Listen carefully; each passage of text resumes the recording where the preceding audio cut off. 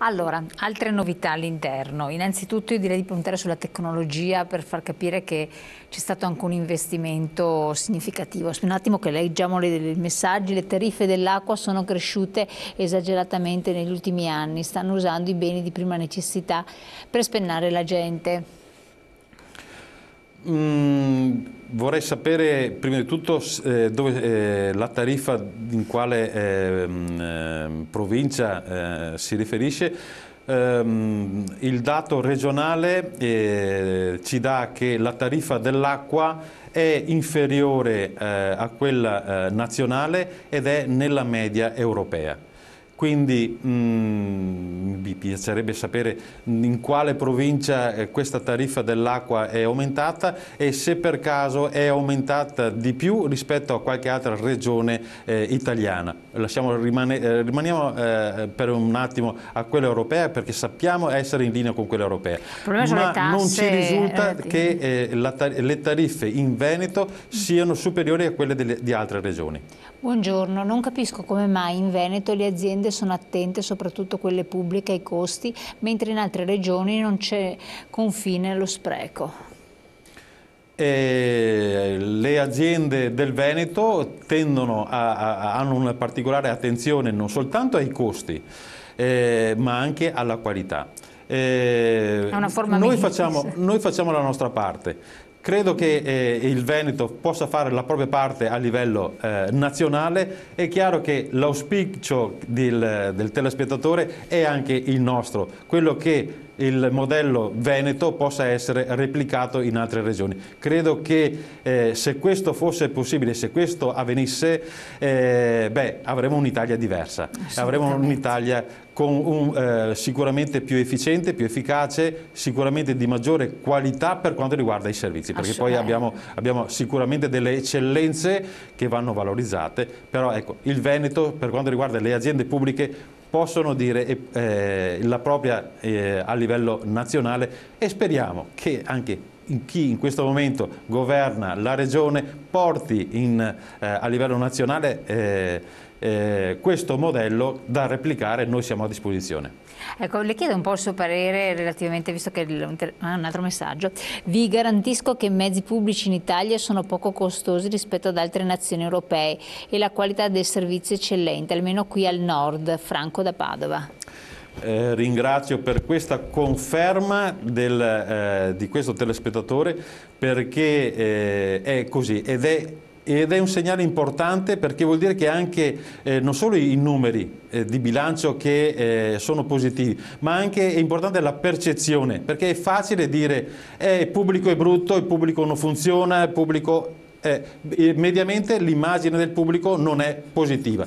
Il fatto che un telespettatore ci mandi un messaggio che conferma che il biglietto, in questo caso il biglietto del trasporto pubblico locale, è nella media europea e comunque in Veneto posso garantire che è in linea con quelli nazionali, ma anche su alcune regioni anche più basso, no, è la dimostrazione che anche la percezione del servizio pubblico è buona e positiva, e questo ci fa sicuramente onore e orgoglio. 6%, 8% di aumento dell'energia elettrica e anche del gas, insomma è stata un po' una batosta non accolta bene perché poi c'è stato il rincaro anche dei carburanti, poi quando diminuiscono i prezzi non vengono ritoccate le tariffe, diciamo che agli italiani e anche agli imprenditori anche tra l'altro questo non è piaciuto. Cosa ne pensa?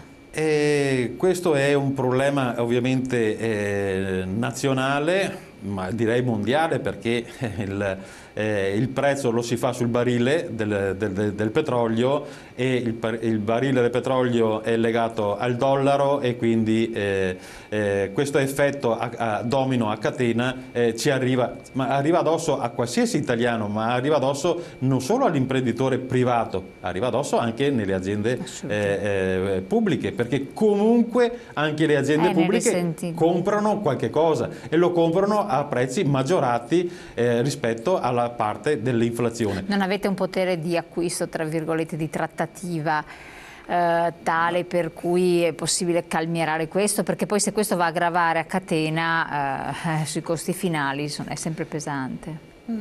Allora, per quanto riguarda le aziende pubbliche, stiamo facendo anche come associazione degli interventi affinché ci siano delle centrali di acquisto che ci permettono di acquistare beni e servizi che servono alle aziende a costi più bassi. Però è chiaro che se il costo di partenza è più alto perché è aumentato il petrolio, si è deprezzato o si è apprezzato il dollaro, lì non ci puoi fare tanto. Comunque una maggiorazione c'è. Di conseguenza bisogna capire se e quanto le nostre aziende riescono a calmierare o a tagliare questa percentuale dell'8-9% di inflazione che ci è arrivata addosso. Come?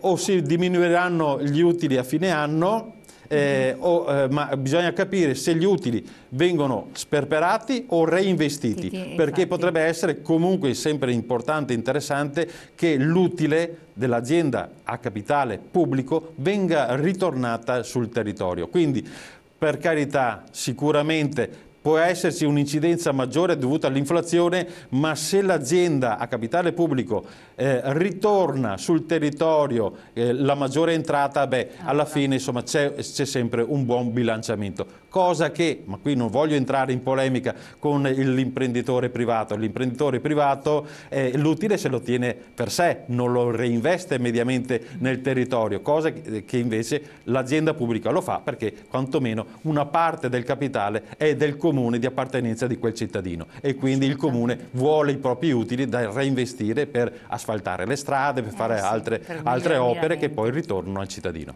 Ritorno al cittadino all'investimento in tecnologia che avete fatto, no? Sì, l'associazione che vuole rappresentare delle aziende di eccellenza non può essere che un'associazione che propone e offre l'eccellenza non solo ovviamente per le proprie aziende associate ma anche per lo stesso territorio dove le aziende operano. E quindi è sempre stata un obiettivo dell'associazione, della Conservizi, di ricercare le migliori tecnologie innovative che ci sono in giro per l'Italia o per il mondo, portarle, farle proprie e metterle a fattor comune. Negli ultimi 2 anni in modo particolare, l'anno e mezzo ci ha visto molto impegnati su questo fronte, tant'è che nonostante la crisi dell'associazionismo che c'è in tutta Italia, la Conservizi del Veneto in questa fase sta assumendo persone.